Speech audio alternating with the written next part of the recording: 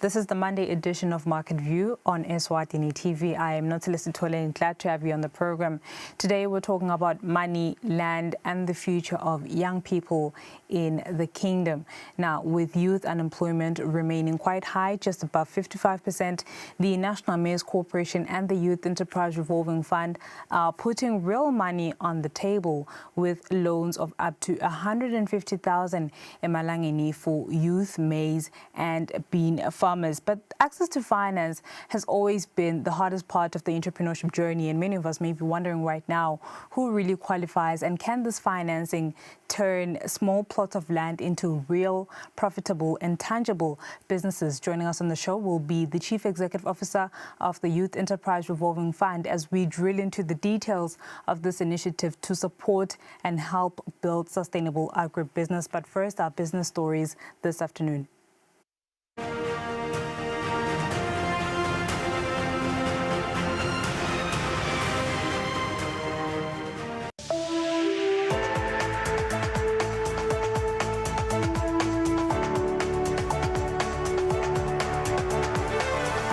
To all the viewers of Eswatini TV in the kingdom and beyond. Eswatini TV is regulated by the Eswatini Communications Commission through the Broadcasting Code and Broadcasting Guidelines. Under these instruments, the station commits to broadcasting information and news that have been fact-checked, programs and content in respectful language with no elements of hate speech, violence or sexual activity. If you hear any unsuitable content on this channel, you have a right to voice your complaints with the station management. Should you not be satisfied with the response or action taken, you can escalate your matter to the Communications Commission at PO Box 7811 Babani. Call 2406 7000 or send an email to info@esccom.org.za. For more information, visit www.esccom.org.za.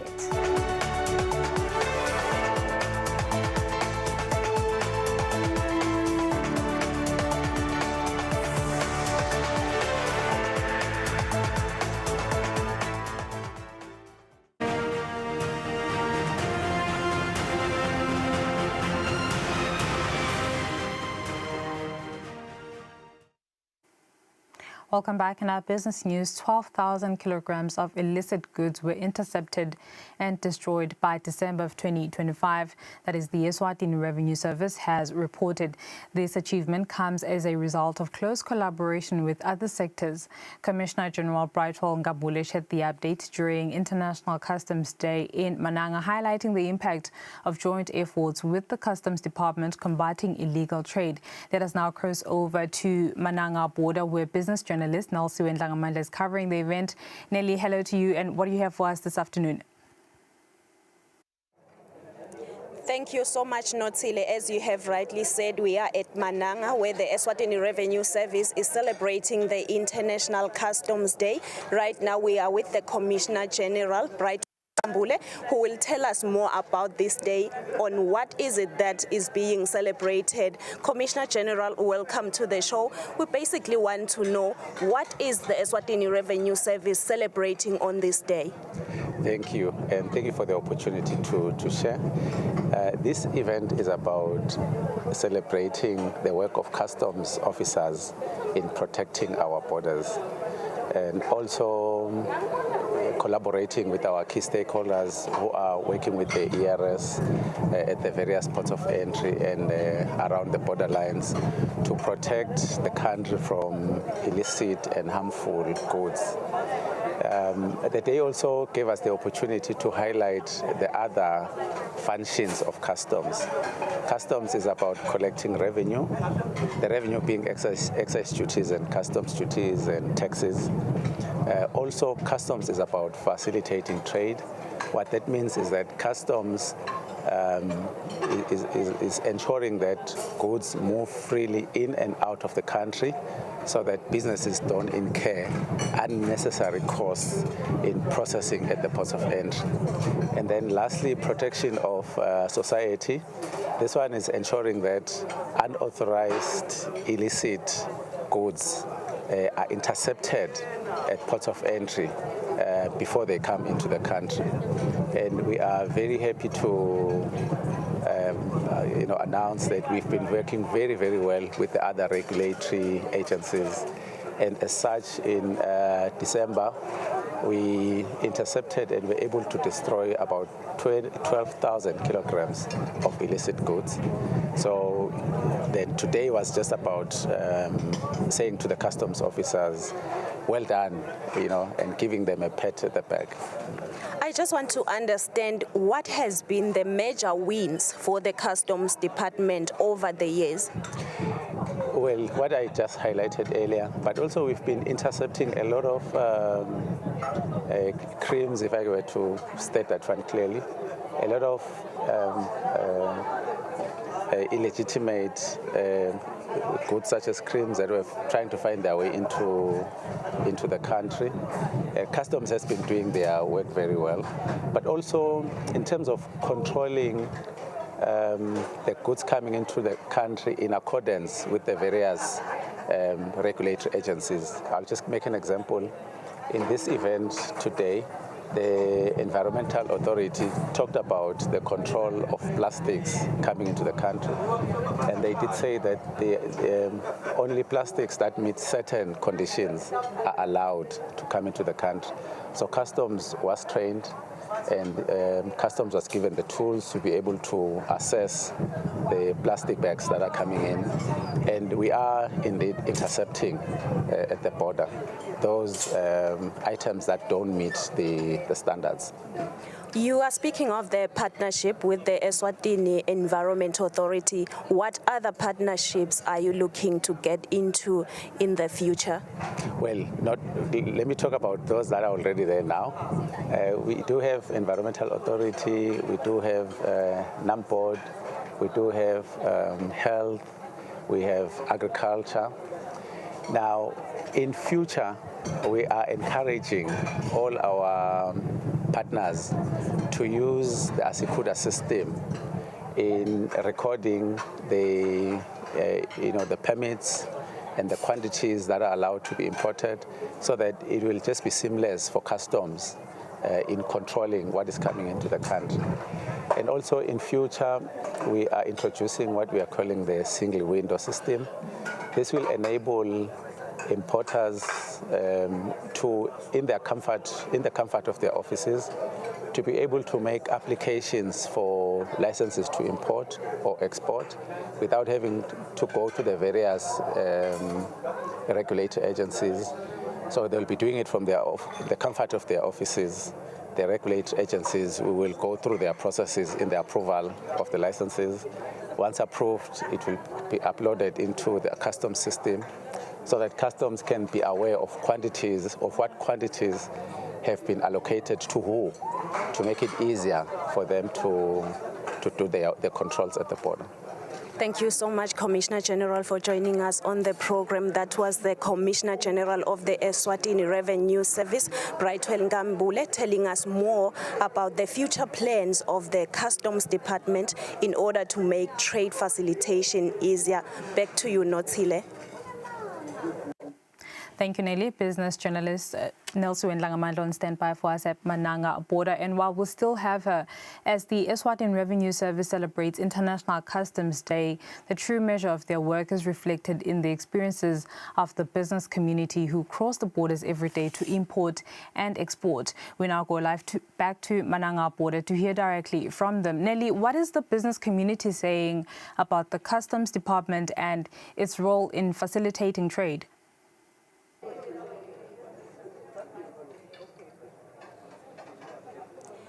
Thank you once again, Notile. We are now joined by Head of Trade at Business Eswatini. They are the ones who can judge whether the Eswatini Revenue Service Customs Department is doing a great job or not. We are joined by Musa Masego. Welcome to the show, Musa. We basically want to know, as Business Eswatini, are you feeling the impact of the Customs Department? Thank you, Nelly. I must say, just from the perspective of BE and some of the feedback we've gotten from our members, We have seen a significant improvement in service delivery of the customs officials.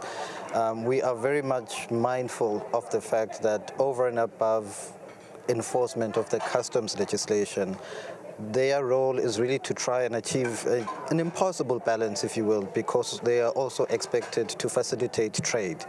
Now, just looking at today's theme, which really speaks around vigilance and commitment, it becomes particularly important for us that the customs official be vigilant when it comes to combating illicit trade. For various purposes, primarily because we believe in compliant businesses. Compliant businesses also just make it easier for the public in general, but also it levels the playing field. So now if you have, those rogue, let's call them that, perhaps businesses that either under-declare the value of their property or even don't declare the goods that they are bringing into the country, what that does, it actually distorts the competitive playing field. But I think more importantly, it weakens our supply chains. So this collaboration, particularly through our involvement in the National Trade Facilitation and working with ERS, is really just to safeguard the integrity of the business operating environment, because as you know, in the national drive to attract foreign direct investment and also just continuing to nurture the existing businesses, one of the key things we need is a predictable and secure trading environment, and really the customs officials are at the forefront of that. And we've seen, obviously, in just the response as well. At the moment, we are at 20 companies who are under the Authorized Economic Operator Program, which again speaks to a closer partnership between the business community and customs official in expediting goods. Again, key element here being as long as you're compliant with the various legislation. So, as Business Eswatini, obviously we're here to represent the business community, but also just to continue to encourage the customs official to be steadfast in their duties. We do understand perhaps the perils that come with that, and it's just to further encourage their own integrity as people, but also representing the ERS. The Commissioner General, whom we have spoken to earlier, has talked about more partnerships. I want to understand, as Business Eswatini, what are some of the challenges that you continue to see that you want corrected? I think in terms of challenges, obviously what we would like to see is, something measurable is an improvement in the clearance times. So that means a number of the other border agencies, because as we know, ERS doesn't work at the border alone. You've got various ministries and agencies. We would like perhaps to see a greater push towards the integration of their systems and processes. Ultimately, what this will lead to is what we call a national single window, so that we don't have, as the business community, don't have to deal with multiple border agencies. We believe, as it's one government, it's perhaps incumbent upon that government to ensure that, its processes at the back end are interconnected. We are aware of how difficult this perhaps process is, and that's why from our end we are just working on onboarding as many of our members as possible on the AEO program, so that it creates a greater pool of tax-compliant businesses that can tap into the program and give them better feedback. So I think ultimately the challenge that we have at the moment, perhaps, I would say it's just the need for greater interagency coordination at the border level. Thank you so much, Musa, for joining us on the program. That was Head of Trade at Business Eswatini, Musa Masego, stressing the importance of interconnectedness, especially at the borders, to facilitate trade. Back to you, Tile. Thank you, Nelly. My colleague there, Nelsu and Langamandla, live from Mananga border, giving us the coverage of the International Customs Day. After this, we'll speak to Youth Enterprise Revolving Fund CEO Mandla Nkambule.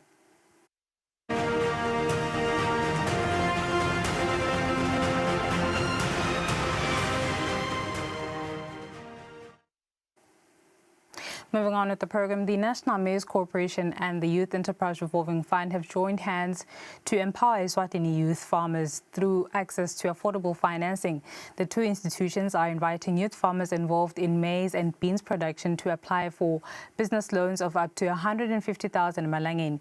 And today we're joined by the Chief Executive Officer of the Youth Enterprise Revolving Fund, Mandla Nkambule, who will share more details on how youth-owned agribusinesses can benefit from this loan facility. Nkambule, glad to have you with us. You're coming to us virtually. Thank you so much for your time.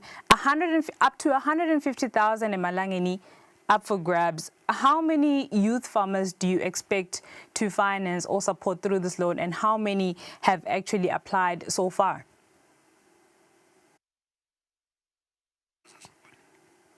Care to activate your video? That way we may be able to converse. As you can see. With us?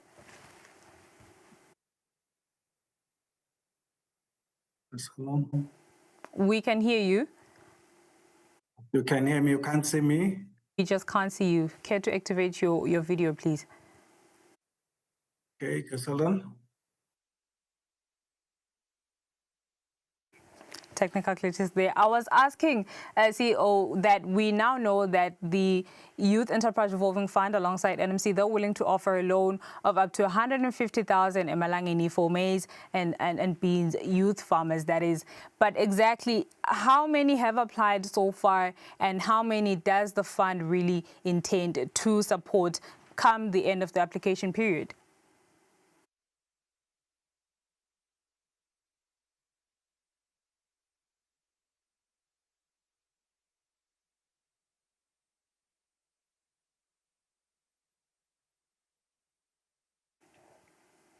Can you hear us?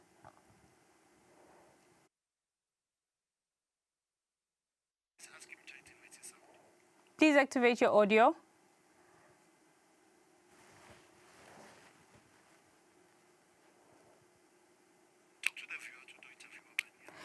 We were trying to interview the CEO of the Youth Enterprise Revolving Fund, Mandla Nkambule, with regards to a new scheme where there's a call for youth farmers, specifically for maize and beans.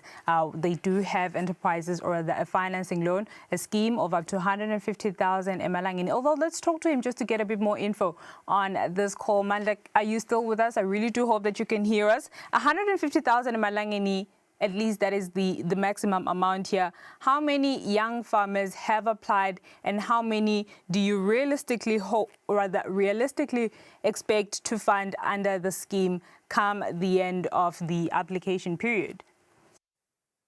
Thank you very much. So far, thank you for having us. My apologies for the glitches. So far, we have received applications of about 42 from young people since we have opened this call to the young people of Eswatini with a total value of around 1.5 million.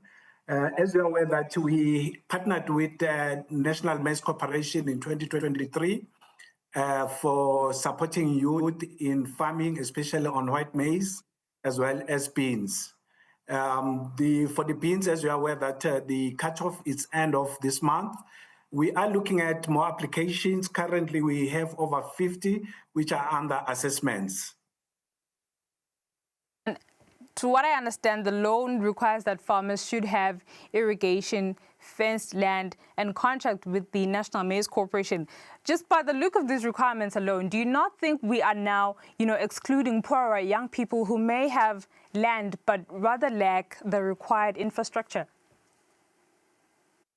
Thank you very much. We are looking at being flexible with regard to some of these requirements, especially depending on the demographics. If you look at other places, you might not require irrigation because the rainfall is sufficient as well.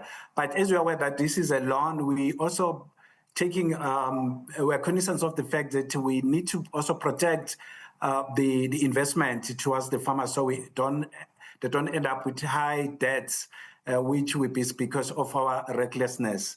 So we are trying to work out with other partners to provide support on some of the infrastructure requirements, especially the UN under the FAO. So they are currently supporting in terms of grants to provide fencing and other irrigation infrastructure. So we are looking into that to say, going forward, we will be definitely providing loans for infrastructure as well to those young people who do not have adequate funding for infrastructure.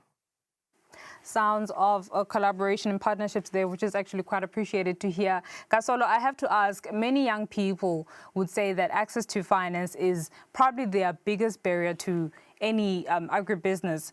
Yes, with this loan, it's one way of bridging the gap, but what makes it different from some of the youth funding schemes that the Youth Enterprise Revolving Fund has had? We've had your standard loans, we've had your order finance and the Kula Nati. What makes this one so different? I think for us, we have designed some funding, especially for the youth, because we are aware that the youth is missing middle. They don't have any collateral, so we do not require any collateral, including deposits. What we are basically supporting is just an idea, which can be converted into realistic outcomes. So for us, it's very flexible. As long as you are a Eswatini meeting our minimum eligibility of 18 to 35 years, we provide support. And over and above that, because we are aware that the young people, they lack entrepreneurship. So we also provide the mentorship, coaching, and training at no fee. So our aim is to ensure that if all funded businesses are sustainable and they can also thrive in the economy. Not only do young people lack some sort of entrepreneurial spirit or information thereafter, I'd have to ask, with this requirement that says a 3-year cash flow projection, young people also do struggle with business plans. I think this is something that the ENYC and the Youth Enterprise Revolving Fund can speak to. Are you providing the technical support or training to at least help them qualify throughout this application process? Thank you very much for asking that. Yeah, it's one of the major challenge that if you look at in terms of our success rate, we receive very high number of applications, but we found that on average, the success rate is around 50%. The quality of the business plans and cash flow projections are a concern to us. What we have done as an intervention, we are now providing what we call a pre-loan application training, where we take the young people, those who are aspiring entrepreneurs, step by step, train them on how to complete or prepare the business plans, do research, and also to do the focus on their business plans, especially the cash flow projections.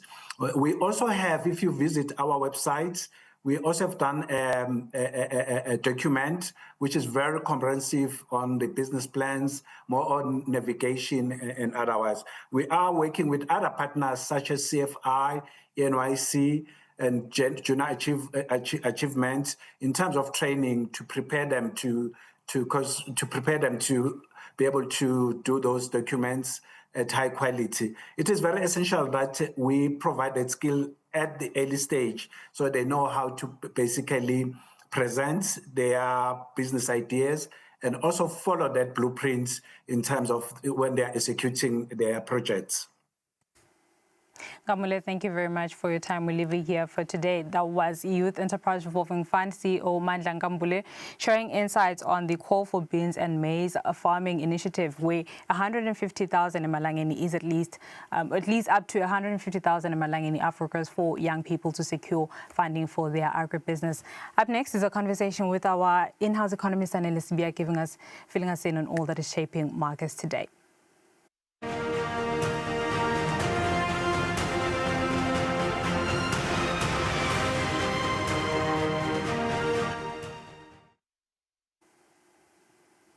For our market analysis, in-house economist Sanele Sibiya is on standby. Mr. Sibiya, thank you very much for your time. So a couple of headlines today: cold weather,